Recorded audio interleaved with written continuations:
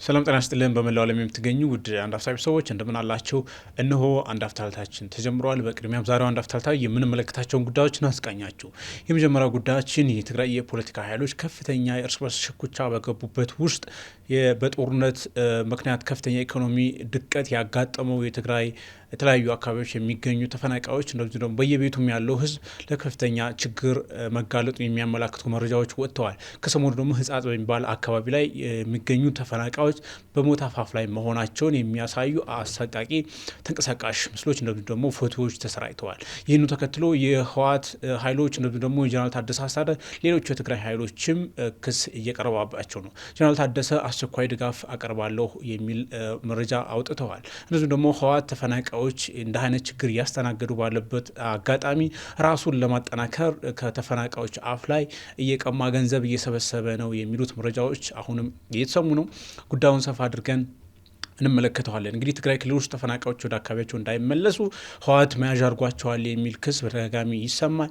ይሄስ ምን አንደምታ አለው የሚለውን ጉዳይ እንመለከታለን። ሁለተኛው ጉዳያችን የኢትዮጵያ መከላከያ ሰራዊት በጦርነት በፈራረሰችው ጋዛ ሰላም ማስከበር ስምሪት ውስጥ አባል እንዲሆን አሜሪካ ጥያቄ ቀርባለች የሚለው ጉዳይ እንግዲህ ከሰሞኑ መነጋገሪያ ሆኗል። ለመሆኑ ጋዛ ላይ ይሰማራል የተባለው የሰላም አስከባሪ ጦር ምን ማለት ነው? ኢትዮጵያስ በዛ የመሳተፍ እድሏ ምን ያክል ይሆናል የሚለውን ጉዳይ እንመለከታለን። እንግዲህ አሜሪካና እስራኤል እንደዚሁም ደግሞ ሐማስ በቀጣይ የሚያደርጉት ድርድር ነው የኢትዮጵያ መከላከያ ሰራዊት ወይም ደግሞ ጋዛ ላይ የሰላም አስከባሪ ጦር መሰማራትን እጣ ፋንታ የሚወስነው።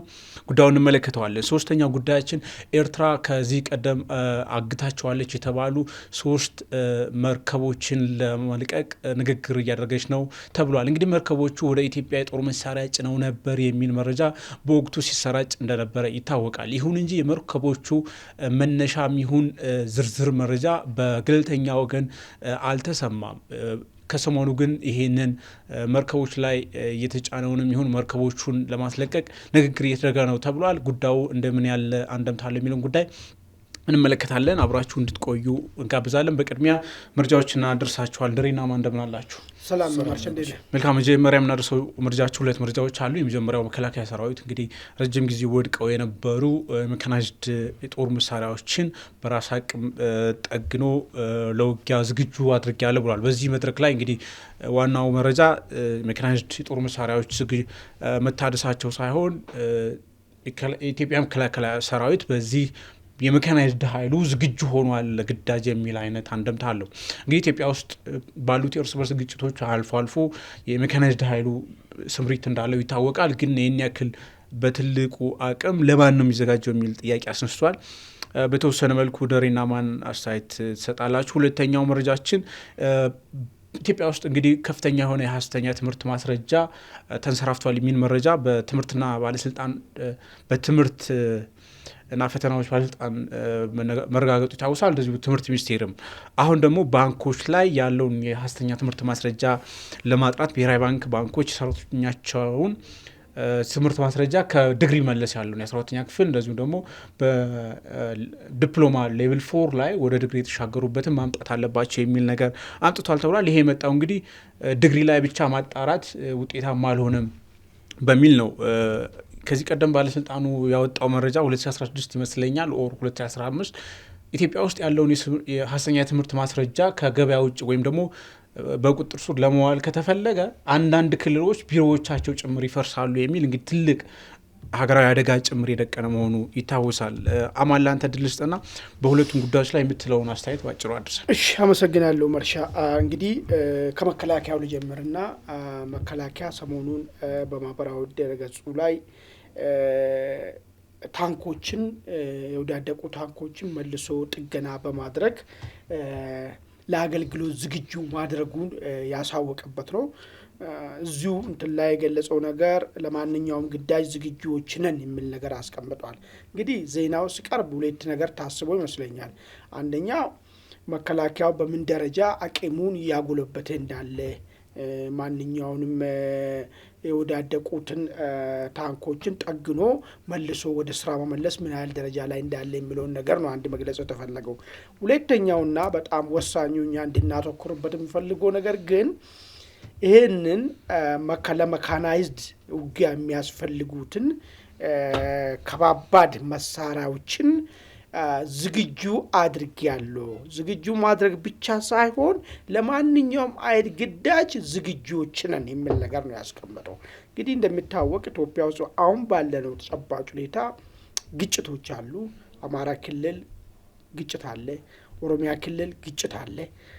እነዚህ ታንኮች አገር ውስጥ ላሉት ግጭቶች የተዘጋጁ ናቸው ወይስ ምናልባት አንዳንዴ ወጣ ገባ ብሎ ቲዲኤፍ ከሚባለው ኃይል ጋራ ለሚደረገው ይደረጋል ተብሎ ለሚጠበቀው አይነት ጦርነት ነው ዝግጁ የሆነው ወይስ ከቀይ ባህር ጋር ተያይዞ ቀይ ባህር ማስመለስ የሉና ጉዳይ ነው ተብሏል። ይህንን ደግሞ በማንኛውም መንገድ ነው የምናስመልሰው የሚልም አቋምም ተይዞበታል። ስለዚህ ይህንን ቀይ ባህር ለማስመለስ የተዘጋጁ ታንኮች ናቸው እነዚህ ታንኮች የሚለውን ነገር ነው እንግዲህ መታየቱ ጠቃሚ የሚሆነው ነገር ማለት ነው። ከመከላከያ አቅም አድጓል ከሚለው ባሻገር ያለው ፍሬ ነገሩ ይሄኛው ይመስለኛል ማለት ነው። እንግዲህ ሰሞኑን የኤርትራ ባለስልጣናቶች ምን ነው በኢትዮጵያ በኩል ጦርነት የሚለው ነገር ቀርቷል። አሁን የተበዳይነት ትርክት ነው በደንብ እየተሰማ ያለው። በፊት በማንኛውም አጋጣሚ እንወስዳለን እናስመልሳለን ስሉ ነበረ። ተውት እሱን ነገር የሚል ፌዝ ነገር ከወደ አስመራ ሲሰማ ነበር። ምናልባት አሁን ደግሞ ይሄኛውን ዜና ሲሰማ ኦኬ ያስፈራሩን ነው፣ ቦታችን ሊወስዱብን ነው፣ ሊወሩን ነው የሚል ለቅሶ ይጀመር ይሆን ወይ የሚል ጥያቄም ይፈጥራል።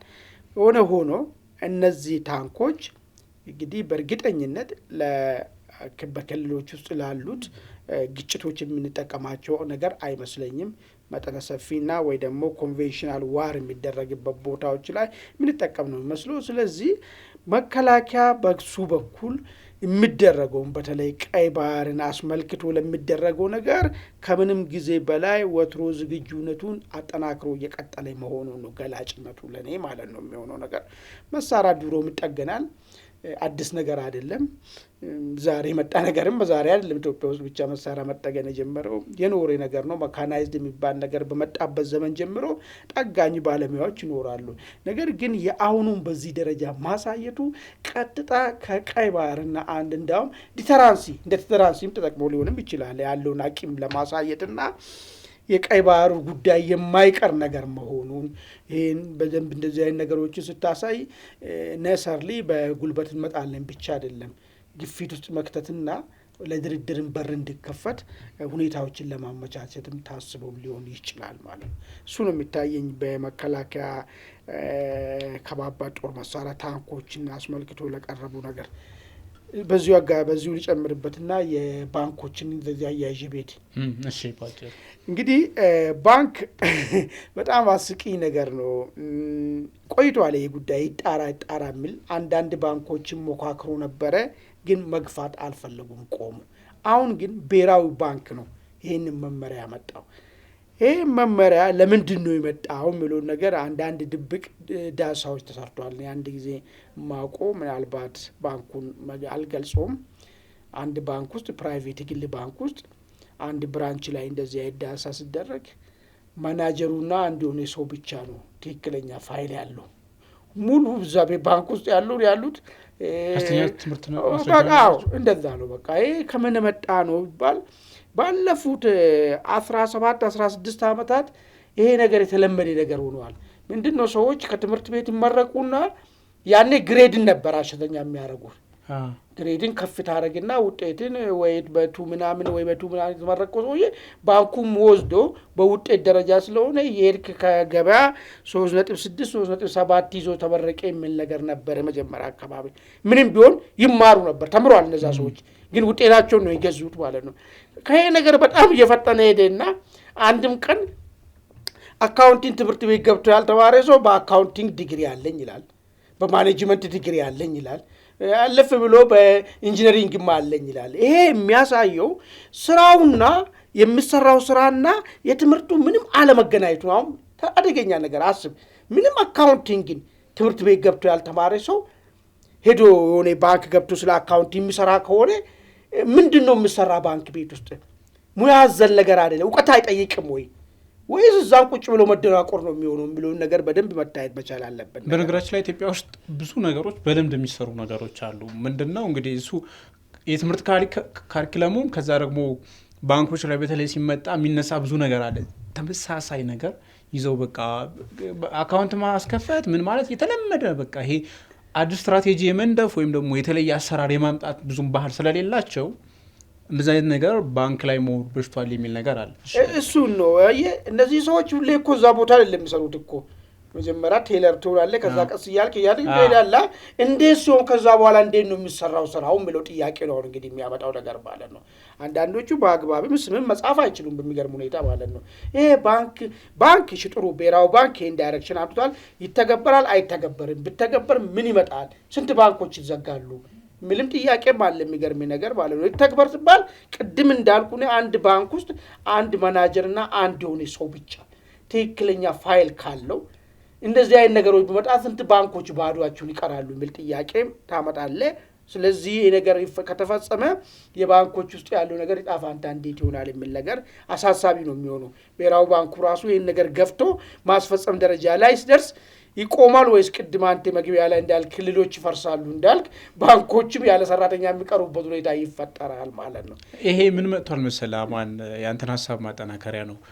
የባለስልጣኑ ዶክተር አንዱዓለም በሚመራበት ወቅት ነው። አሁን ከዶክተር ከሽፈራው ሽጉጤ በፊት የነበረው አመራር ማለት ነውና ክልሎች ላይ ጥናት ሲደረግ በጣም ብዙ መንግስት ሰራተኛ ሲቪል ሰርቫንቱ ፌክ ነው ዶክመንቱ እና ያንን ከጥቅም ውጭ ይደረግ ቢባል አንዳንድ የመንግስት ተቋማት ይፈርሳሉ። ራሱ አንዱዓለም ነው ያለው። ባይዚ ብርሃኑ ነጋም የትምህርት ሚኒስቴሩ እንደዚሁ 2017 ላይ ፓርላማ ላይ ሲናገሩ ሰምቻለሁ። በጣም በርካታ ናቸው። ስለዚህ ምን አይነት ነገር አሰራር መጣ? በቃ ፌክ ቢሆንም መዘና አድርጎ እዛው ሌጋላይዝድ አድርጎ የማስቀጠል አይነት ነገር ሁላ ሀገርን ምርታማነት እኮ አደጋ እኮ የሚያመጣ ቅድም እንዳልኩ አሁን ይሄ ባንከሩን ከፍ እያለ እንትን ስል ምንም ምርታማ የሚሆን ሰው አይደለም የሚሆነው ማለት ተያይዞ ባንኩ ነው ኮላፕስ የሚያደርገው ቀጥሎ ማለት ነው። ስለዚህ ቀጥሎ ማንም ወድቆ ሀገር ነው ወድቆ ባይዞ እነዚህ ሰዎች በፌክ ሲገቡ በተጨበረበረ አካውንት ሲገቡ ዝም ብሎ አይደለም የሚገቡት እጅ መንሻም ይከፍላሉ። ለዛ ነው አሁን እኮ እዛ ጋር ያለው የሚቀጥረው ሰውዬ ማጣራው ሪሊ መደወል አቅቶት ነው ወይ ሌላ መካኒዝም ማስቀመጥ አቅቷቸው ነው ወይ ይባል። እነዚህ ሰዎች ደፍሬ ነገር ይዘው የምትሄዱ አንድ ቀን አካውንቲንግ ትምህርት ቤት ሳትገባ ሳትማር የአካውንት ዲግሪ ያለኝ ብለ የምትሄዱ መጀመሪያ በሰጠ ብር ልክ ነው። አብዛኛውም እንደዛ ስለሆነ የሚገርም ነገር አንደኛ በልካቸው በትክክል የተማሩትን ሰዎችን እድል ያጣባሉ እንዳያገኙ ያደርጓቸዋል። ሁለተኛ ምርታማን የሀገርን ምርታማነትን አደጋ ውስጥ የከተቱ ነው የሚሄዱ። እስከዚህ ድረስ ነው ይህን ነገር ታክሰን እንቀጥል ከተባለ አገር ምን ውስጥ አደጋ ውስጥ ይገባል የሚለውን ነገርም መታሰብ መቻል ያለበት ይመስለኛል ማለት ነው። ደሬ ባንተ በኩል በሁለቱም ጉዳዮች ላይ አስተያየቶች ካለ ባጭሩ አጠራጥራ አድርጌ የመጀመሪያው እንግዲህ የመከላከያ አጠቃላይ ያለውን የሜካናይዝድ ኃይል ዲስፕሌይ ማድረጉ ማሳየቱ ምን አንድምታ አለው የሚለው ነገር እዛው ላይ እንግዲህ የጦር አመራሮቹ የተናገሩት ንግግር አለ። ለሀገራዊ ግዳጅ ለወሳኝ ግዳጅ ዝግጁ ናቸው የሚል ነገር ነው። ቀደም በስፋት ስለተነገረ እሱናል ደግሞ እንግዲህ ምን ብለዋል? የማስታወቂያ ሚኒስትሩ የኤርትራው ማስታወቂያ ሚኒስትር ከቀናት በፊት ኢትዮጵያ የስልብት ምንድነው የሰለባ ትርክት እያቀነቀነች ነው።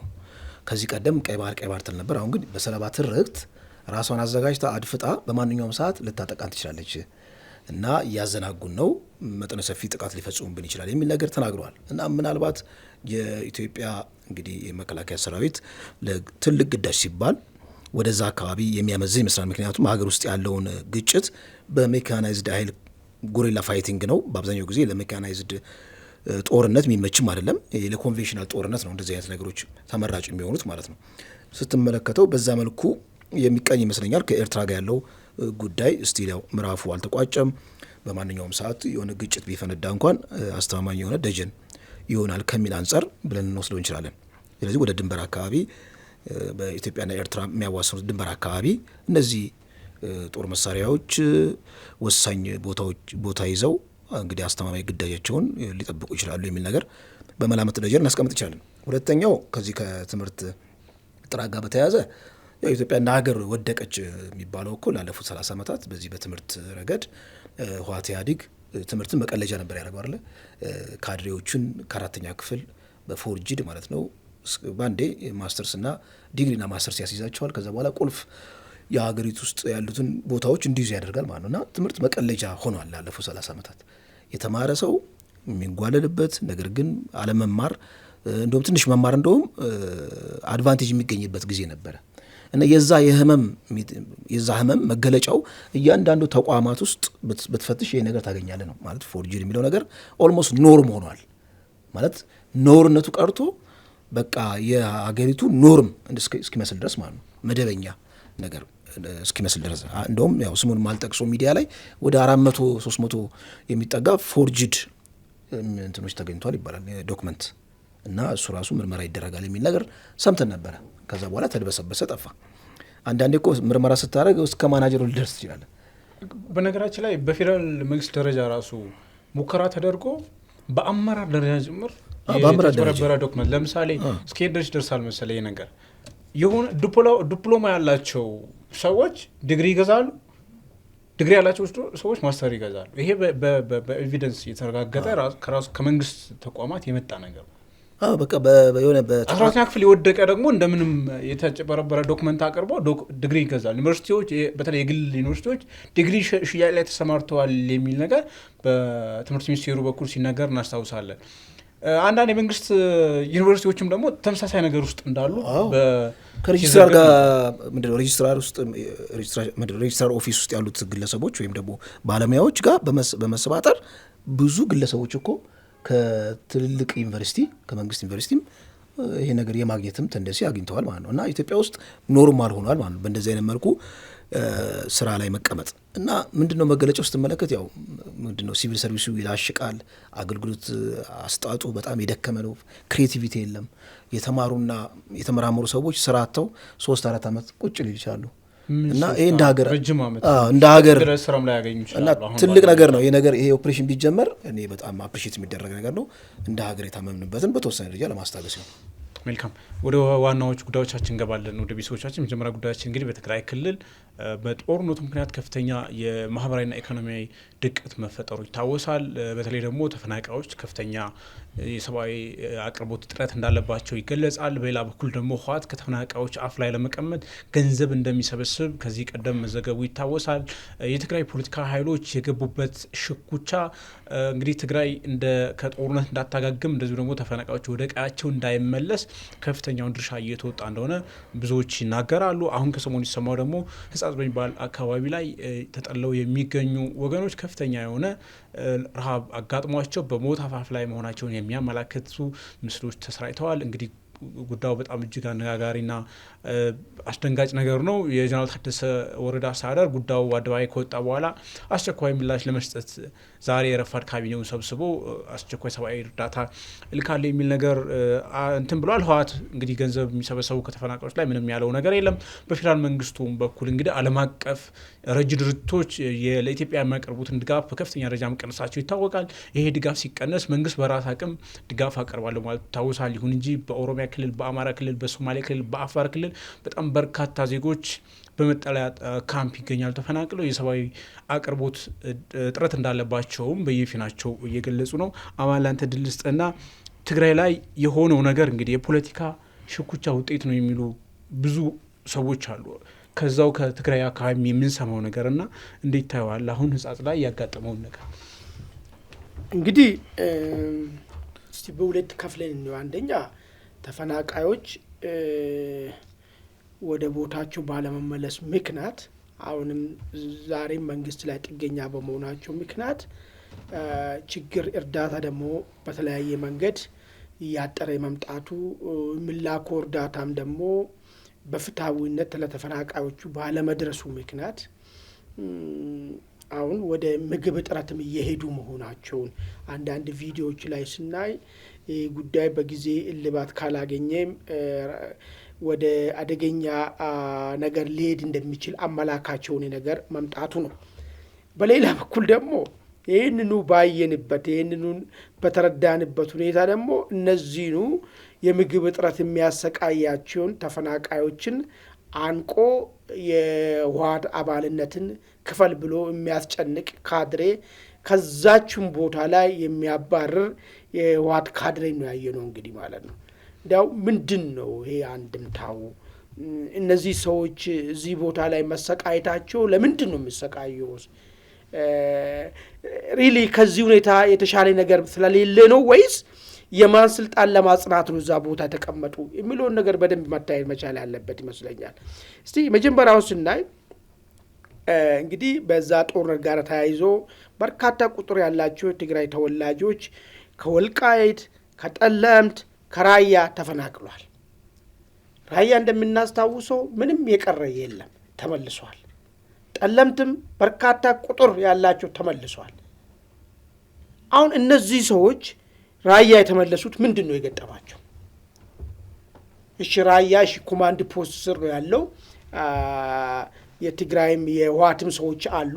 እንዳውም አሁን አስተዳደሩ ሙሉ ለሙሉ መፈንቅለ ማካሄዶ ስለተቆጣጠሩ እነሱ ናቸው ያሉ እንበል። ጠለምት የሄዱ ሰዎች ምንድን ነው የገጠማቸው ችግር? ለምንድን ነው ይህን ጥያቄ የማነሳው?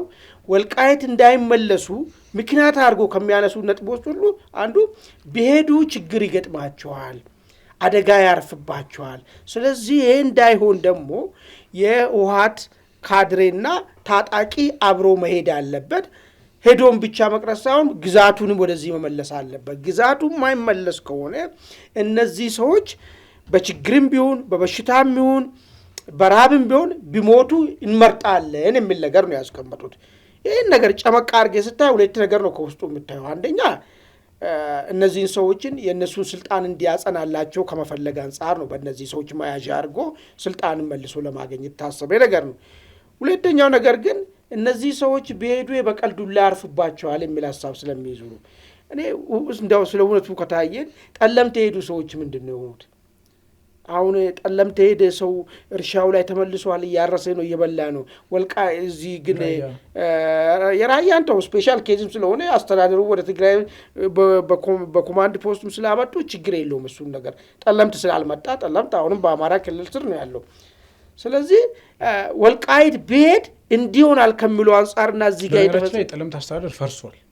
አሁን ወደ አማራ ክልል ነው ትግራይ ክልል ነው ሊባል የሚችልበት ሁኔታ ብዙ ተጨባጭ አይመስለኝም። እሺ ቀጥ ስለዚህ እዛ ጋር ያለው ምንድን ነው ነገሩ ብለህ ስታስበው እነዚህ ሰዎች እዚህ ጋር በራብ ከምሰቃዩና ቤታቸው ከሚመለሱ የትኛው ነው የሚሻለው የሚለውን ነገር ስታመዛዝን እንግዲህ ፖለቲከኞቹ የወሰኑት ውሳኔ ነው ማለት ነው። ፖለቲከኞቹ ግን ይህን ውሳኔ የሚወስኑት ምናል ኢቨን እንታገልለታለን፣ ታግለይለታል፣ ልናስተዳድረው ለወደፊትም አለኝ ታውነን ብሎ ለሚያስቡት የትግራይ ህዝብ ምንም አንድች ነገር እንደማይራሩ ገላጭ ነገር ነው ማለት ነው። ይህን ደግሞ የምናየው አንደኛ የሚላከውን እርዳታ ለተፈናቃይ ተብሎ የሚላክ እርዳታ ለገዛ ሰራዊታቸው ነው ቀለብ የሚያደርጉት፣ ልክ እንደ ባጀቱ ማለት ነው። ባጀት እኮ ይሰጣል እኮ ኢቨን ሌላ ነገር እንኳን ቢቀር ፌዴራል መንግስት ከሚሰጠው ባጀት ላይ ልማትንም ቢሆን አጥፈ እኮ ክልሎች እኮ እንደዚያ ችግር እኮ ይገጥማቸዋል። ብዙም መጠነ ሰፊ ያልሆነ ችግር ሲገጥም የመጀመሪያ ከመጠባበቂያ ላይ አውጥተህ ነው መጠቀም ያለብህ ማለት ነው። ለምሳሌ በድርቅ ምክንያት፣ ለምሳሌ በተለያዩ አደጋ ምክንያት የሆነ ችግር ሲፈጠር ከራሱ መጠባበቂያ ላይ ተጠቅሞ አንስቶ ነው መጠቀም የሚጀምሩ። እነዚህ ሰዎች ካላቸው ነገር ላይ ለምን ለእነዚህ ሰዎች አያደርጉላቸውም? ወይስ የተፈለገው ደግሞ አሁን እነዚህን ሰዎችን በማስራብ ከራብ ጋር ተያይዞ ሌላ ፖለቲካ ሊሰራ ተፈልገዋል ወይ?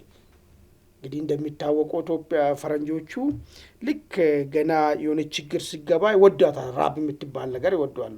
ቲፒኤልኤፎች ደግሞ እንደዚህ አይነት ታሪክም አላቸው። ከዚህ በፊት ምናልባት ያኔ ጫካ ያሉ ራቡ ሲመጣና እነሱ የተቆጣጠሩ ቦታ ላይ እህል እንዲያድሉ ፍቃድ ሲሰጣቸው በይፋ ነው እንግዲህ ሱዳን ላይ እህሉ ሽጦ ታንክ የገዙበት ይህን አብሯቸው የነበረ ሰው እና አቶ ዶክተር አረጋዊ በርሄ ነው ያጋለጡት። አሁንም ይህንን ጫወታ መጫወት ፈልገዋል ወይ?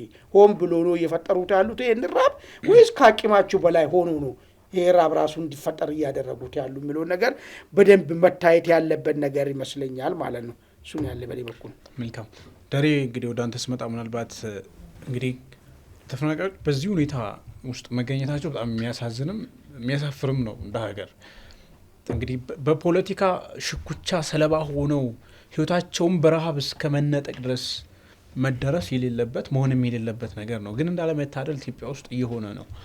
አሁን ህንጻጽ አካባቢ በተንቀሳቃሽ ምስል ያየነው ነገር ትግራይ ክልል ውስጥ ያሉት የፖለቲካ ትርምሶች ቅድሚያ ለሰብአዊነት ከመስጠት ይልቅ ሰብአዊነትን ፖለቲሳይዝድ አድርጎ የሆነ ነገር ስኮር ለማድረግ ለመጠቀም ነው የተሄደበት ያለው የሚል ነገር እንሰማለን።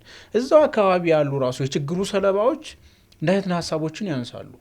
በእኛ ሞት በእኛ ረሃብ ፖለቲካ መሰራት ነው የሚፈለገው እንጂ እኛን ከረሃብ እኛን ከችግር የማውጣት ተጨባጭ እርምጃ ፍላጎት የለም የሚል ነገር ይነሳል።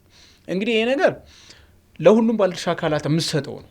ያንሳል ይበዛል የሚል ካልሆነ በስተቀር ለአንድ አካል ብቻ የምታሸክመው ነገር አይደለም። በዋናነት ግን የትግራይ የፖለቲካ ኃይሎች የእርስ በርስ ሽኩቻ ተፈናቃዮች ወደ ቀያቸው እንዳይመለሱ ትልቅ እንቅፋት መሆኑን ራሱ የጀነራል ታደሰ አስተዳደር ግምገማ ይሄኑ ነው የሚያመላክተውና እንዴት ትመለከተዋል? መውጫ መንገድ ውስጥ እንደው ምንድን ነው ሊሆን የሚችለው? በተለይ ምክንያቱም የዜጎችን ህይወት መታደግ በጣም ትልቅ አንገብጋቢ ጉዳይ ስለሆነ። እውነት ነው መርሻ። እንግዲህ ህወሓትና ህወሓትን የመሰለ ያው ብሔረተኝነት የሚያቀነቅኑ ድርጅቶች መጀመሪያ ሰለባ የሚያደርጉት የወጡበትን ማህበረሰብ ነው እና ትልቁ አደጋ የምትመለከተው ህወሓት ከፍጥረቱ ጀምሮ የትግራይ ህዝብን እንደ ሰብአዊ ጋሻ እየተጠቀመ ነው እዚህ የደረሰው። የታወቀ ነው። ከዚህ ቀደም እንግዲህ ዶክመንተሪ ተሰርቶበታል በቢቢሲ ላይ፣ በዓለም አቀፍ ተቋማት የሚዲያ ተቋማት ላይ የቲፒኤልኤፍን ገበና ገሃድ ያወጡ የምርመራ ዘገባዎችን ተመልክተናል። በመሆኑም ህወሓት ትራክ ሪከርድ ውስጥ ተመለከት ለትግራይ ህዝብ የሚራራ ድርጅትም አይደለም። የትግራይ ህዝብን ልክ እንደ ሰብአዊ ጋሻ ነው የሚጠቀመው። ከማዕከላዊ መንግስቱ ጋር ጦርነት በነበረበት ጊዜም ራሱ እንዴት የትግራይ ህዝብን እንደ ሰብአዊ ጋሻ እንደሚጠቀም ማሳያው በሂውማን ዌቭ ስልጣን ላይ ወደ 4 ኪሎ ለመመለስ ያደረገውን የትግል ሂደት ስትመለከት ለትግራይ ህዝብ እንጥፍጣፊ የሆነ ምንም አይነት ርኅራኄ እንደሌለው ነው የሚያሳየው። ይሄን ቲፒኤልኤፍን የሚጠሉ ወይም ደግሞ ከቲፒኤልኤፍ ውጭ ያሉ ኃይሎች ብቻ አይደሉም የሚናገሩት፣ ራሱ ቲፒኤልኤፍ ውስጥ ያሉ ተራማጅ ሰዎች ሲናገሩ ትሰማለህ። አሁን እንግዲህ ከተፈናቃዮች ጋር በተያያዘ አደገኛ ፖለቲካ ነው፣ አደገኛ ቁማር ነው የሚጫወተው ቲፒኤልኤፍ። ተፈናቃዮችን ልክ እንደ አንድ የፖለቲካ ኮሞዲቲ ነው የሚጠቀምባቸው። ልክ ተፈናቃዮችን ታኮ ማለት ነው የትግራይ ሉዓላዊ ግዛት ይላል። የትግራይ ሉዓላዊ ግዛት ደግሞ በተፈናቃዮቹ አማካኝነት ለማስመለስ ይፈልጋል። ትንሽ እንቅስቃሴ ተጀምሮ ነበረ። አቶ ጌታቸው ረዳም ወደዚህ ወደ ወልቃይት ሄደው እንቅስቃሴ ተጀምሮ ነበረ። የሁለትዮሽ ንግግር ተደርጎ ነበረ ከነ ኮሎኔል ደመቀ ጋር። በዛ ጊዜ የቲፒኤልኤፍ የመረጃ አውታሮች በከፍተኛ ሁኔታ ነበረ ሲጮሁ የነበረው። እንዴት ነው የሚደረገው? ማንኛውም ተፈናቃይ አይንቀሳቀስም ከትግራይ ምድር ላይ ወደ ወልቃይት አይመለስም የሚል ነገር ነው። በመሆኑም ለተፈናቃዮቹ ከመራራት ይልቅ የፖለቲካውን ትርፍ ስለሚያስቡ እኔ የተፈናቃዮቹ ሰቆቃ ማብቂያ ያለው አይመስለኝም። ምክንያቱም ቲፒኤልኤፍ እስካለ ድረስ ማለት ነው እነሱ ብቸኛ የፖለቲካ ኮሞዲቲ ናቸው። እሺ ተፈናቃዮቹ ወደ ወልቃይት ቢመለሱ ከዛ በኋላ ቲፒኤልኤፍ አጀንዳ አለው? ምን አጀንዳ አለው? የትግራይ ህዝብን የሚያሻግር የፖለቲካ እንዲህ ማህበራዊ ኢኮኖሚያዊ ፖሊሲዎችን ወደፊት አመጥቶ ከመንግስት ጋር ተነጋግሮ ተከራክሮ በጣም የሰለጠነ የፖለቲካ ውስጥ መግባት የሚችል ድርጅት ነው አይደለም። ስለዚህ ሁሌ ህመም ቁስልን ታሳቢ አድርጎ ለፖለቲካ ንግድ የሚጠቀም ነው። በቃ ህመምና ቁስል ካለ ቲፒኤልኤፍ አለ ማለት። ህመምና ቁስሉን ከነጠቀው ቲፒኤልኤፍ የሚባል ድርጅት ምን ያስፈልጋል? አያስፈልግም እኮ ከዛ በኋላ እና እነዚህ አሁን የተፈናቃዮቹ ሮሮ የቲፒኤልኤፍን እድሜ የሚያራዝሙ ናቸው። ቲፒኤልኤፍ እንደ ጋርዲያን እንድጠብቀው እንድቆጥረው የትግራይ ህዝብ ጠባቂ ነው። ተስፋፊዎች፣ ትምክተኞች እነሱ እንደሚሉት ማለት ነው ነፍጠኞች ግዛትን ዘሶኮልድ ያው ነጥቀው የወሰዱት ነው እነሱ ግዛትን ይወስዱባል። የትግራይ ህዝብ ልክ እንደ ትግራይ ሰርቫይቭ እንዲያደርግ ከተፈለገ ይኸው የቲፒኤልኤፍ መኖር አለበት የሚለውን ነገር ይህን ሰቆቃ ልክ እንደ ማሳያ ያደርጉታል ማለት ነው። እነዚህ ተፈናቃዮችን የትግራይ ህዝብ በሙሉ ልክ እንደዚህ ርስት አልባ ይሆናል የሚለውን ነገር ለመተረክ እነዚህ ተፈናቃዮች አስፈላጊ ናቸው። እኔ በማንኛውም ሰዓት ቲፒኤልኤፍን የፖለቲካ ኃይል እስከሆነ ድረስ ወደ ወልቃይት የሚመለሱበት አማራጭ በጣም ያስፈራኛል ወይም ደግሞ ያስጨንቀኛል። ሁለት አይነት ፎርማት ነበር አለ። አንደኛው ከነ አስተዳደሩ ይመለስ የሚለው የነ ደብረጽዮን ቡድን ነበር። ከዛ ደግሞ እንደ ጌታቸው ደግሞ አይ ተፈናቃዮች ይመለሱና ከዛ በኋላ በኔጎሽዬሽን ጉዳዩን እንፍታው የሚል ነገር ነበር። አሁን አንዳንድ ሚዲያዎችን እንደ ሞኒተር ሳረግ የትግራይ የቲፒኤልኤፍ ደጋፊ ሚዲያዎችን የተፈናቃዮችን ሰቆቃ ለአውደሪ የማቅረብ አሁን በደንብ ዘመቻ ጀምረዋል። ምንድነው ዜጎቻችን ናቸው እንደዚህ ሰቆቃ ውስጥ መግባት የለባቸውም። ግን ኢንቴንሽኑ የቲፒኤልኤፍ ኢንቴንሽን ከጀርባው ምንድነው ነው ሰቆቃን ዲስፕሌይ አድርጎ ከዛ በኋላ ለፖለቲካ ንግድ ነው የሚጠቀምበት፣ ሰርቫይቭ ለማድረግ ይጠቀምበታል። ራያ ውስጥ ገብተው እኮ የሰሩትን ስራ እኮ እያየ ነው እኮ ነው። ራያ ውስጥ ገብተው የሃይማኖት መሪዎች እስካሁን እንደታሰሩ ነው። በነገራችን ላይ የሀገረ ስብከት የዋናው ሲኖዶስ የራያ ሀገረ ስብከት ብሎ ያቋቋመው አለ። እዛ ውስጥ ያሉትን ከገንዘብ ያዥ ጀምሮ እስከ ቀሳውስት እንዳለ አፍሶ እያሰረ እና ቲፒኤልኤፍ ሲመለስ እንኳን ጤነኛ ድርጅት እንዳልሆነ የሰለጠነ ድርጅት እንዳልሆነ የምታሳየው እዚህ ራያ ውስጥ እየፈጠረ ያለ ማንነት ተኮር ጥቃት ወደ ወልቃይት በመለሰው ደግሞ ምን አይነት ሰቆቃ ሊፈጽም እንደሚችል ወልቃይትን ደግሞ ያው ከምንም በላይ ኦክሲጅን ነው ለቲፒኤልኤፍ እንዳለ ለፖለቲካው ማለት ነው። እና እኔ በመሀል እንግዲህ የትግራይ ህዝብ እንደዚህ ሰለባ መሆን ያሳዝነኛል። ሶሉሽን ያልከው ነገር መፍትሄ ያለው አንደኛ የትግራይ ህዝብ እጅ ላይ ነው። ሳልሳይ ወያኔ የሚባል እሱም ራሱ ከቲፒኤልኤፍ ያልተሻለ ድርጅት ነው በእኔ አመለካከት፣ ያው የግል አመለካከቴ ነው። በጣም ጽንፈኛና አብሮ የማያኗኑር አጀንዳዎችን የሚያራምድ ነውና እሱ ነው እንደውም ይሄን ነገር ሲያጋልጥ የመረጃ አውታሮች የተቀባበሉት ማለት ነው። እና የፖለቲካ ኃይሎች ለትግራይ ህዝብ የተሻለ አማራጭ ይዘው አልመጡም እስካሁን። የተሻሉት ዶክተር አረጋይ በርሄም ወደዚህ ወደ መሀል ሀገር ነው ያሉት። ስለዚህ አንደኛው ትልቁ ስራ ያለው የራሱ ህዝብ ላይ ነው፣ የትግራይ ህዝብ ላይ ነው። የትግራይ ህዝብ በቃ እንደዚህ አይነት የፖለቲካ አማራጮችን ላለመታገስ ያው መታገል መጀመር አለበት። ሁለተኛው የፌዴራል መንግስቱ ላይ ነው። የፌዴራል መንግስቱ ራሱ የትግራይ ህዝብ ይህንን ሰቆቃ ይህን ቅርቃር ሊወጣበት የሚችልበትን የፖለቲካ ሁነት በመፍጠር ትልቅ ስራ መስራት አለበት። በእርግጥ ቲፒኤፍ ላይ መጠነኛ እገዛ በማድረግ እነዚህ ነገሮችን ትንሽ እየሄደ እንደሆነ እየተመለከትን ነው በፌዴራል መንግስቱ ረገድ። ቲፒኤፍም ነገም እንግዲህ ሌላው ህወሓት እንዳይሆኑ የሰለጠነ የፖለቲካ አካሄድ እንዲከተሉ ያው የመንግስት ጫና አስፈላጊ ነው። የዜጎች ሌላ ደግሞ ጎረቤት ያለው የአማራ ህዝብም ከትግራይ ህዝብ ጋር አብሮ ሊኖርበት የሚችለውን አማራጭ በኤሊት ደረጃ ኤሊት ባርጌን ወይም ደግሞ ይሄ ኤሊት ደረጃ ንግግር የሚደረግበትን የፖለቲካ መድረክ መፍጠር አስፈላጊ ይመስለኛል። አማን ባንተ በኩል ምናልባት ለተፈናቃዮች አስቸኳይ የነፍስ አድን ሰብአዊ ድጋፍ ማቅረብ ምንም ጥያቄ ውስጥ የሚገባ ጉዳይ አይደለም። ሁሉም አካል መንግስትም ኃላፊነት አለበት፣ መንግስታዊ ያልሆኑ ተቋማትም ሁሉም አካል የመጀመሪያው እርምጃ እሱ ነው ሊሆን የሚችለው። ግን ከዛ በኋላ በዘላቂነት እነዚህን ወገኖች ወደ ቀያቸው መመለስ ሰብአዊነትን ከፖለቲካ የመለየት ትልቅ የቤት ስራ ይጠብቃል ብዬ አስባለሁ። ይሄም ማድረግ ካልተቻለ አሁንም ተመሳሳይ ነገር ነው ሊመጣ የሚችለውና በዚህ ረገድ ምን መደረግ ይችላል ብለህ ታስባለህ? ባጭሩ እንግዲህ ምን መደረግ አለበት የሚለው ጉዳይ አሁን ምንድን ነው በቲፒኤልኤፍ በኩል የምነሳው አንዱ እንዳይሄዱ ከሚያነሳበት ቅድም ያነሳውን ነገር አለ። የሴኩሪቲ ጉዳይን ያነሳል። እዛ ሄዶ ችግር ውስጥ ቢደርሱስ የሚል ነገር ነው ሽፋን የሚያደርገው። ግልባጩ ግን ድብቁ ነገር ግን እነዚህን ሰዎች መያዣ አድርገን ነው የራሳችንን ግዛት ማስመለስ የምንችለው። እንዳሁን ባይዞ አሁን ቲፒኤልኤፍ ይሄንን እንደ ሰርግ ነው የሚያየው። ይሄንን አሁን የሚፈጠረውን ችግርን እንደ ሰርግ ያይ። ለምንድን ነው ዓለም አቀፉ ማህበረሰብ ዝም ስላለው አይሆኑም በቃ እነዚህ ሰዎች ልክ አይደሉም፣ የችግር ምንጭ ናቸው የሚለውን ነገር አድርጎ የተረዳቸው ስለመጣ ይህንን ነገር ለማስቀየርና መልሶ የሞተውን ጉዳይ ነፍስ ለመዝራት ይጠቅማል። የወልቃይት ጉዳይ ይኸውና የፕሪቶሪያ ጉዳይም አልተፈጸመም፣ ችግሩ አለመፈጸሙ ደግሞ ይህን ወለደ ብለን መልሰን ዓለም አቀፍ ማህበረሰብ እናምታታበታለን የሚል ሀሳብ ሁሉ ይይዛሉ። እነሱ ለምን ጉዳያቸው አይደለም። ቅድም ደረጀም ነካክቶታል። ስለ ትግራይ ህዝብ ምንም ጭንቃቸው አይደለም። እነሱ የሚያሳስባቸው እንዴት አድርገን ወደ ስልጣን መመለስ ወይ ደግሞ የምንፈልገውን ፖለቲካል ግባችን እንዴት ማግኘት እንችላለን የሚል ነገር ነው እነሱ የሚያስቡት ነገር ማለት። ኦኬ ይሄ ከሆነ ምንድን ነው መደረግ አለበት የሚል ጉዳይ እንግዲህ ከምንም በላይ ፌዴራል መንግስቱ ኃላፊነት ወስዶ አንድ ነገር ማድረግ መቻል አለበት። አሁን እነሱ ካዲ ነው የሚሉት፣ ግን ትላንትና ደግሞ መሪዎቻችን ናቸው ስሏቸው ነበሩ ወደ ቲፒኤፍ የመጡት የትግራይ ሰዎች አሉ። እነዚህንም ባካተተ ምናልባት ትንሽዬ እንዳው ሰብአዊነት የሚይዛቸው የህወሓት ሰዎችም ካሉ እነሱንም ጨምሮ የሆነ ግብረ ኃይል ነገር ማቋቋም ማለት ነው። ምናልባት ከአማራ ክልልም እንደዚሁም ገለልተኛ የሆኑ ሰዎችን አቋቁሞ እነዚህ ሰዎች ወደ ቀያቸው ተመልሶ ሚኒመም ከሞት ከመከራ ከቸነፈር መታደግ የሚቻልበት ከዛ ቀጣዩን ጉዳይ ጥያቄያቸውን እነሱ መቀጠል ይችላሉ። ጥያቄው መቀጠል ይችላል። ከዛም አልፎ እንዋጋለን ካሉም እንዲዋጉ ማንኛውንም አማራጮችን መውሰድ ይችላሉ። ነገር ግን እነዚህን ሰዎች በህይወት ማቆየት የሚቻልበትን መንገድ ማለት ነው። አሊያ አሁን እርዳታ የሚለው ነገር እርዳታን ቢሄድ እንዳሁን በጣም ይወሳሰባል እንጂ ምንም የሚፈጥር ነገር አይመስለኝም። ለምን ቲፒኤልኤፍ ይፈልጋል፣ ይህንን ቀውስን ይፈልጋታል። ይህን ቀውስ ከፈለገ አሁንም እርዳታ ጭነ ብትወስደው እርዳታውንም ትንሽ ይሰጥና ላይሰጥም ይችላል። ለሰራዊቱ ቀለብበትና ነገሩ በደንብ እንዲጋጋል ነገር ነው የሚያደርገው ነገር ማለት ነው።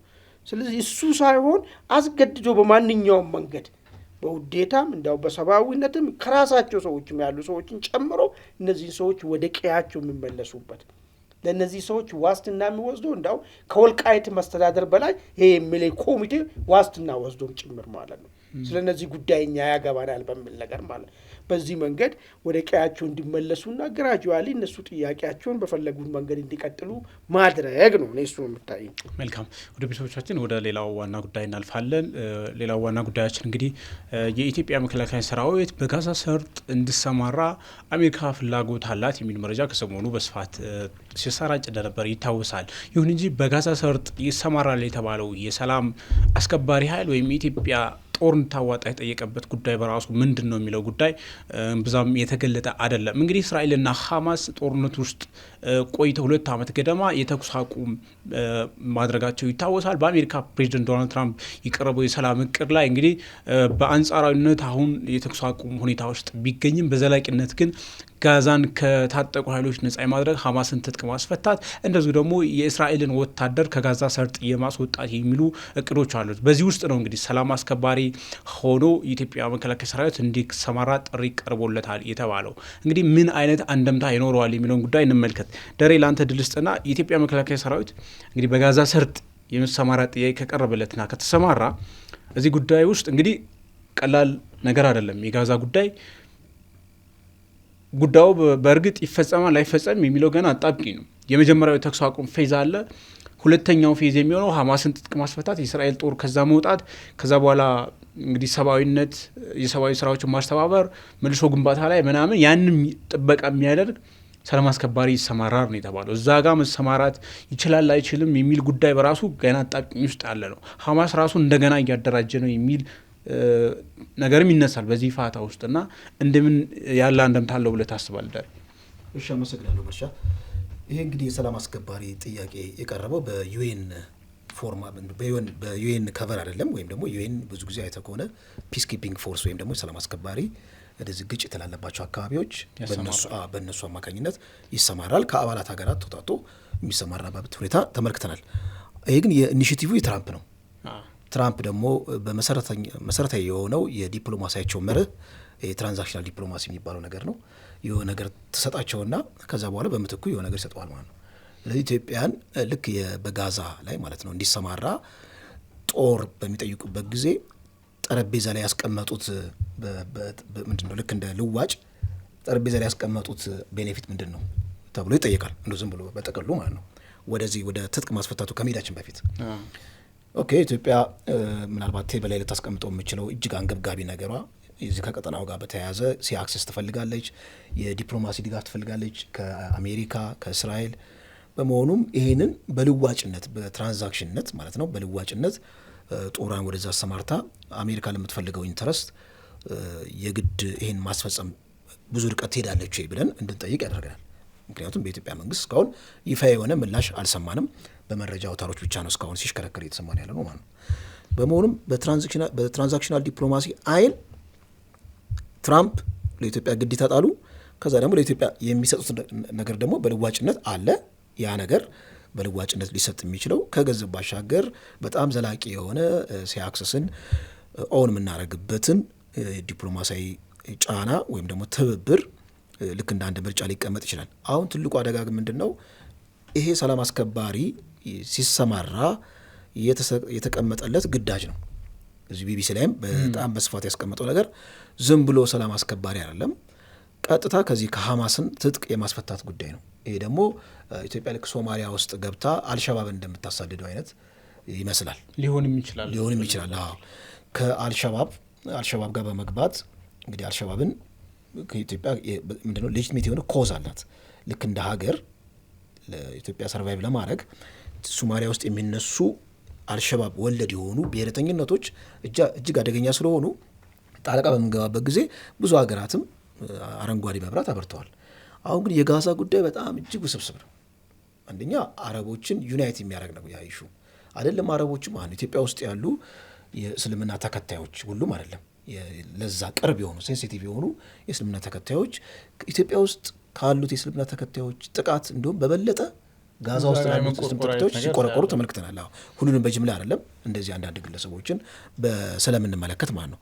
በመሆኑም ይሄ አጠቃላይ ሙስሊም ብራዘርሁድ በሚለው በዛ ሎጎ ዓለም አቀፍ ኮሚኒቲውን በአንድ ላይ የሚያስተሳሰር አጀንዳ ስለሆነ ስትገባ እጅግ በጣም ጥንቃቄ ይፈልጋል። የእሳት ራት መሆን አለ ነው አንደኛው ይሄ ነው።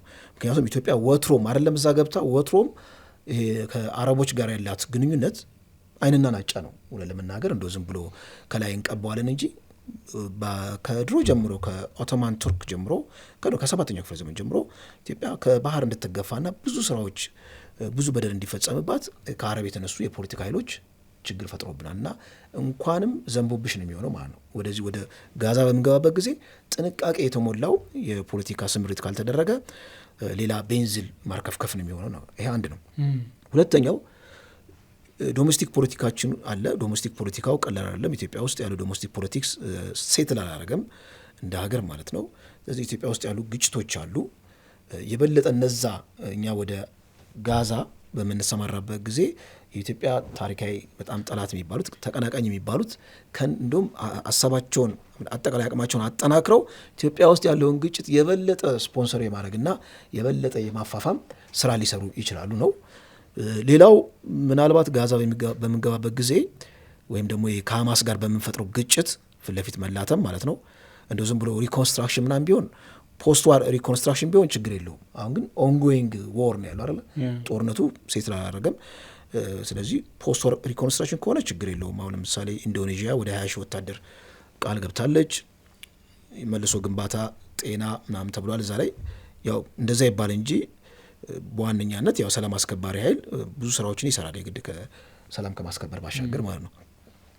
በመሆኑም ኢትዮጵያ ውስጥ ራሱ አይተነው የማናቀው ምናልባት ይሄ ለአልሸባብ ሴንሲቲቭ የሆኑ የፖለቲካ ሴሎች ስሊፒንግ ሴሎች ማለት ነው እንዲነቃቁ እና የበለጠ እንዲጠናከሩ ሊያደርግ የሚችልበት አማራጭም እጅግ አደገኛ ነው።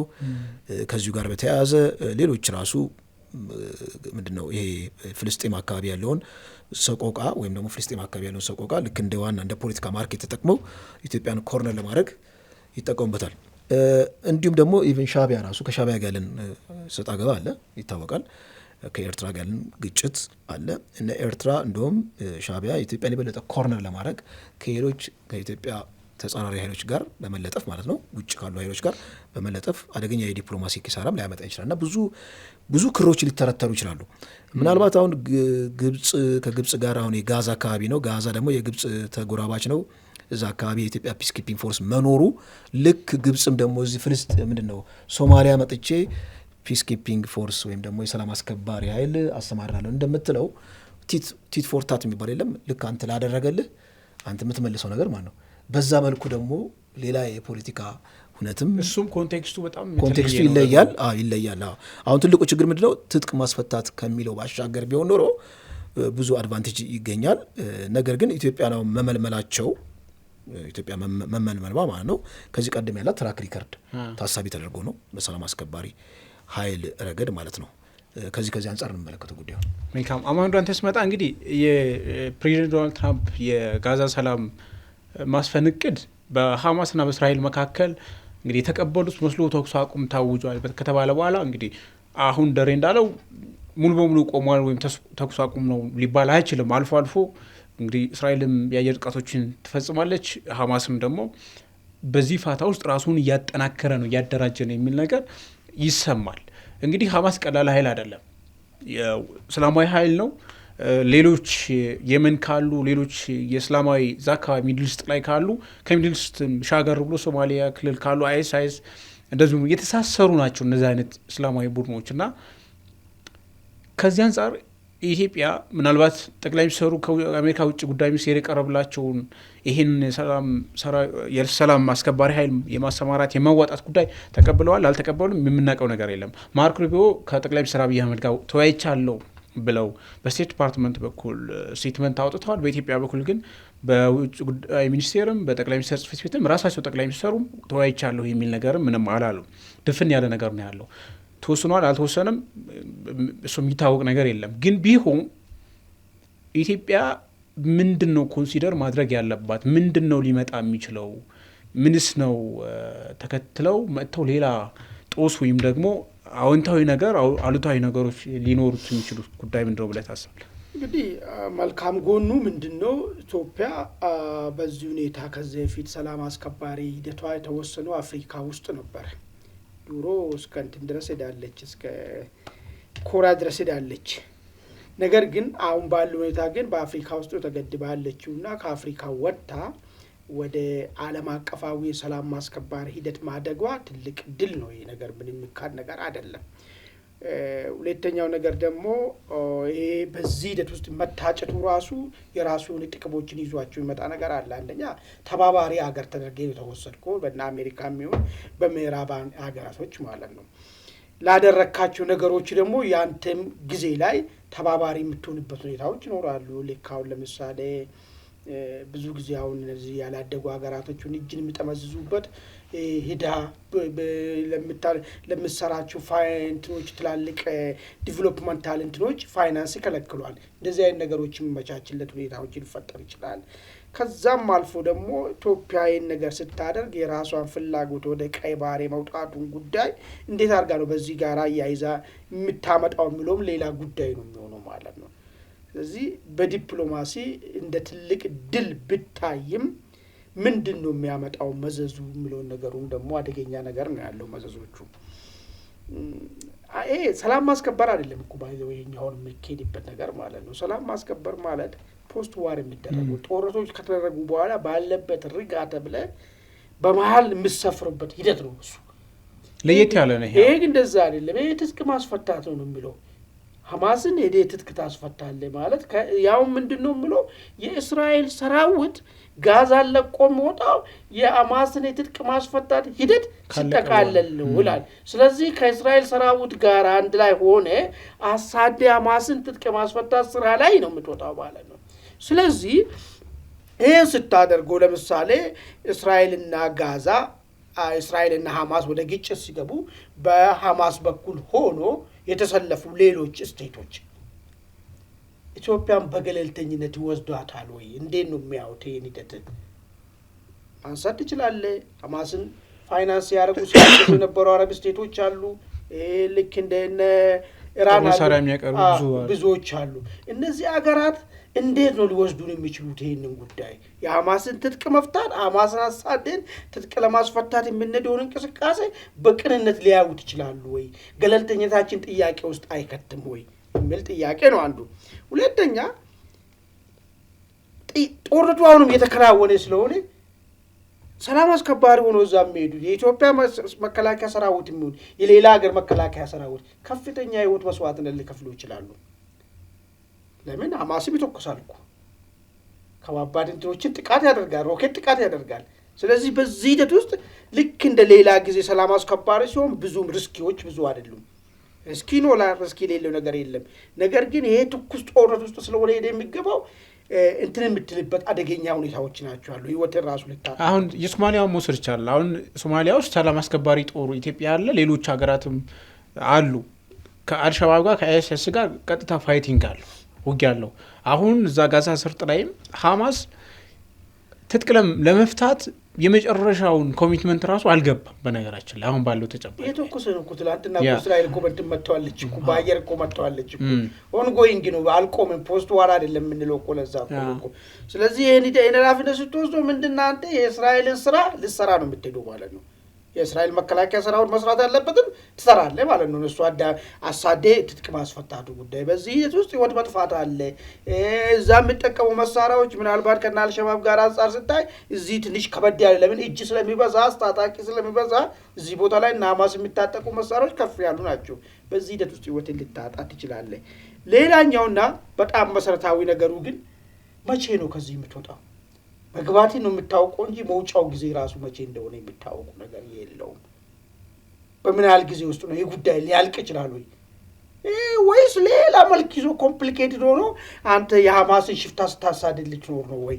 ምንም ጥያቄ ሊፈጠር ይችላል። መግቢያውን ነው የምታውቀው እንጂ መውጫው እንዴት እንደሆነ የሚታወቅ ነገር የለም ማለት ነው። ሌላኛው ነጥብ ታሳቢ መደረግ ያለበት ይሄንን አድርጌ ይዘ የሚገባውን ነገር ሌላው ነገር ደረጃ ስለካል ደግሞ ቢዩ አገር ቤት ውስጥ ያሉት ፖለቲከኞች ካፒታላይዝ ቢያደርጉብስ እንደ አንዱ የመታገያ ነጥብ ቢያደርጉስ አሁን ተቃዋሚ ፓርቲዎች ያላስፈላጊ መስዋዕትነት ለመክፈል ኢትዮጵያኖችን እንደዚህ እያደረገ ነው ብሎ መንግስት ላይ አንዱ እኮ ካፒታላይዝ የተቃውሞውን ድል ሊያደርጉበት ይችላሉ። እንደዚህ አይነት ፕሮብሌም ይዞ ሊመጣ ይችላል ማለት ነው። ስለዚህ ጠቅላላ ባለ ነገር ስታይ ጥቅሞች እንዳሉት የሚገርም ጥቅሞች ነው ያሉት። ምን አይነት ጥቅም? አፍሪካን ከአውሮፓና ከእንትን ጋራ ከአረባዊ ስቴት ጋራ እንትን ሆኖ ወሽመጥ ሆና እያገለገለች ነው ኢትዮጵያ። ይሄ ትልቅ ድል ነው፣ ምንም የሚካድ ነገር አይደለም። ሁለተኛ ታሪካዊ ጠላታችንን ግብጽ ባለፈ ለምን ነው ተወርውራ ሱዳን ሶማሊያ መጣ ካልመጣው እያለች ያዙን ልቀቁኝ ያለችበት ኢትዮጵያን ታሪካዊ ጠላቷን ብላ ስለምትፈርጅ ከህዳሴ ግድቡ ጋር ተያይዞ ሁሉ ጊዜ ኢትዮጵያን በቅርበት ደርሼ ማተረማመስና ቀና እንዳትል ወደ ልማት እንዳታይ ማድረግ እያንዳንዱ ግብጻዊ እንደ አንድ ፕሮጀክት የመኖር የህልውና ፕሮጀክት አድርጎ ስለሚወስድ እኛ በዚህ ልክ ጋዛ ሰርጥ ላይ ሄደን ስናርፍ አገኘናት ማለት ነው። እኛም ተገናኘን ማለት ነው። ይሄንንም ማሰብ መቻል አለብን። ዝም ብለህ ጋዛ ጋይዴ ሐማስን ብቻ ማሳደድ አለ እድሉን ያላገኘ ግብጽን በአቅራቢያ በጎን በቅርብ ርቀት ላይ የምታገኝበት አጋጣሚዎችም ይፈጠራል ማለት ነው። ስለዚህ እነዚህ አይ ቤኔፊቶች እንዳሉ ናቸው።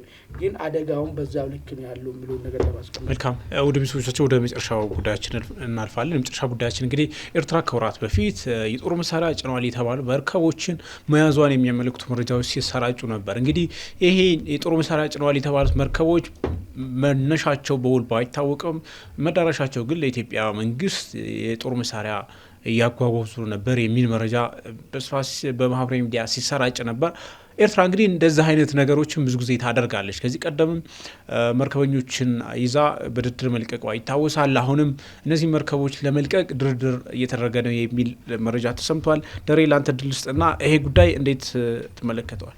እሺ፣ ባጭሩ ለመጥቀስ ያህል ኤርትራ ከቅርብ ጊዜ ወዲህ አንዳንድ እንደውም ሪፎርሜሽን እያካሄደች ነው አለ። ሪፎርሜሽን ባንለውም ምንድነው ሪፎርም ባንለውም እስረኞችና ወንጌላውያን ተከታይ የወንጌል ተከታዮችን ወይም ደግሞ የፕሮቴስታንት እምነት ተከታዮችን ፈታለች እና ትንሽ ላላ ማድረግ ጀመረች ወይ ምናምን ማለት ጀመረን። ምክንያቱም ለሕግና ስርዓት ተገዥ መሆን ሲጀምር የዓለም አቀፍ ኮሚኒቲው የዓለም አቀፍ ድርጅቶች የሚያወጡትን ሕጎች ቀስ በቀስ መተግበር ሲጀምር ትንሽ ያላይረክ ይመስላል እና አሁንም ከሽፍታ ስቴት ወደ መደበኛ ስቴት ተሻገረች ወይ? አሁን ይሄ ሽፍታ ስቴት ነው። ልክ አሁን ሀገረ መንግስት የሚለው ነገር ኮንሴፕት ከ15ኛው ከ16ኛው ክፍለ ዘመን በፊት ኢምፓየር በሚባልበት ጊዜ ማነው ሀገረ መንግስት አልተፈጠረም። የዛ ጊዜ ድንበር የለህም። የፈለግከውን ሀብት እንደፈለግ ኃይል እስካለ ድረስ ነጥቀ መውሰድ ይችላል። እና ኤርትራ ማለት ልክ እንደዛ ነች። ከ16ኛው ክፍለ ዘመን በፊት እንዳለ አይነት ስቴት ነገር ነች። የሽፍታ ስቴት አይነት ነገር ነው። የሰው መርከብ 3 መርከብ አግተህ በውስጡ እንግዲህ ምን እንዳለ አልታወቀም። ዝም ብሎ በስፔኩሌሽን መሳሪያ ወደ ኢትዮጵያ ሊሄድ የነበረ መሳሪያ የሚላለ ስፔኩሌሽን፣ ምንም የተረጋገጠ ነገር የለም። እስረኞቹን ፈታለች። 18 መሰሉኝ አይደል? ብዙ ናቸው 18 ለብቻው እንደገና 98 ምናምን አጠቃላይ። አሁን ድርድሩ ምናልባት የዛኛው ልክ አሁን እስረኞች እንደፈታች ቀስ በቀስ ለዓለም አቀፍ ሕግ ተገዥ መሆን ጀመረች ወይ ብለን እንድንጠይቅ ያደርገናል። ዞሮ የሻዕቢያ ስቴት ባህሪው የሚገለጽበት ነው። ልክ እንደዚህ አንድ መደበኛ ሀገር በዚህ በ21ኛው ክፍለ ዘመን ሉዓላዊነት አለው የሚባል የሀገር አቀፍና የዓለም አቀፍ አባል የሆነ ሀገር እንደዚህ የሰው ንብረት ማለት ነው አግቶ ልክ እንደ ሽፍታ ከዛ ወደ ድርድር መግባቱ ትንሽ ዊርድ ነው። በጣም ፈገግ የሚያደርግ ነገር ነው። ትንሽ እጅ እየሰጡ ይመስለኛል። ምናልባት ከዛ አንጻር ነው ያየሁት። አማንስ የተለየ ምልከታ አለ? እኔ ምልከታ ምንድን ነው መሰለህ ባለፈ ማስተን ነበር። ይሄ መርከቦች የአዘርባይጃንን ፍላግ ነው እያወለበለቡ የነበሩ ባንዲራ እያወለበለቡ ነው ነበሩ። በምንም ይሁን ምንም ይጫንበት የማንም ጭነትም ቢሆን ተጠያቂ የሚሆኑ ባለመርከቦቹ ናቸው እንጂ እዛ መርከቡ የጫነው ጭነት ጋር ምንም ግንኙነት የለም። ለዛ ይመስለኛል አሁንም ድርድሩ የሚደረገው የኢትዮጵያም በድርድሩ ውስጥ የገባችበት እዚህ ያለው በኤርትራ ኤምባሲ በኩል በሚል ነገር ነው። አሁን ግን ነጥቡ ምንድን ነው? ዓለም አቀፉ ሕግ ምንድን ነው የሚለው ነው። የኤርትራን ውሃ ክልል ጥሶ ሲገቡት እነዚህ ምንድነው መጣሳቸውን አምነዋል እኮ ይሄ ወንጀል ነው ባይዘው ጥሴ መግባት አይችልም ነገር ግን ከአቂም በላይ የሆነ ችግር ገጥሞ ነው በኤርትራ በኩል የሚነሳም ልክ ነው ምንድነው አላሳወቃችሁኝ ነው ካላሳወቅና ራስን ዋክልል ውስጥ ቢገባ ማንኛውም ሰው ያግቷል ግን እውነታውን ተረርቶ ይሄ ሊያጋጥም የሚችል ነገር መሆኑን ተገንዝበ መልቀቅ አለመልቀቅ ጋር ግን ቅድም የተባለው ነገር ይመጣል ማለት ነው ኤርትራ ዛሬ የሽፍታ ስቴትን ባህሪ ነው የሚያራምደው ማንኛውም ተታሰራለ ይያዛል መርከቡ እንዴት ገባ በትክክል ወጀብ ይዞ ነው ወይስ ሌላ ኢንቴንሽን አለ ስለላ ነው መጣብኝ ወይ አሳልታ ጠምድኖ መጣ እነዚህ እንኳን አሳጥማጃ አይደለም ትላልቅ ዕቃ የሚጭኑ መርከቦች ናቸው ይሄ ኢንቴንሽኑ ተጣርቶ ይለቀቃል ነገር ግን ኤርትራ አሁንም ያ የሽፍትነት ባህሪ ስላለቀቀው ያቺኛውን የህግ ክፍተትን ብቻ ተጠቅሞ ያዛቸው አለቀ ወደሚለው ነገር መጣ ማለት ነው እሱ ጋር ነው ነጥቡ ያለው ነገር ማለት አሁንም ቢሆን ምንድነው የጫነ የሚለው ነገር እኔ ለምን ግልጽ እንደማይደረግ አላቀም እሱ ነገር ማለት ነው ብዙ መላምት ነው የምንሰማው ከአሜሪካ እስከ አውሮፓ ይዞራል እዚህ መከባቢ ይዞራል አንዳንዱ መሳሪያ ነው ይላል አንዳንዱ የእንትና መሳሪያ ነው ወደ እንትን ሊሄድ ያለው ግን ምንም ዝርዝር ነገር የተገለጸ ነገር ነገሩ ነው አሁንም ቢሆን ከጫነው ጉዳይ ጋር የሚገናኝ ነገር የለም ያላፍነቱ የመርከቡ ካምፓኒው ነው ያንን ነገርም ቢያደርግ ኢንሹራንስም ገብቶ እኮ ነው ይዞ የሚሄደው እኮ ስለዚህ ያስጫነው አካል ወይ ያገኘዋል ሐቁም ማለት ነው ጉዳዩ የኤርትራ መንግስት ለምንድን ነው ያለው ነባራዊና ተረርቶ ተገዝቦ ማለት ነው እንደ አንድ ኖርማል ስቴት ነገም እኮ ሊፈጠር የሚችል ነገር ነው ይሄን ጉዳይ ለመፍታት ለምንድን ዝግጁ ያልሆነ የሚለው ነገር ነው መልካም ማለት ወደ ቤተሰቦቻችን የዛሬውን አንድ አፍታል ታይጅ ላይ ቆይተናል ስለ ተከታተላችሁን በእጅጉ እናመሰግናለን ጤና ይስጥልን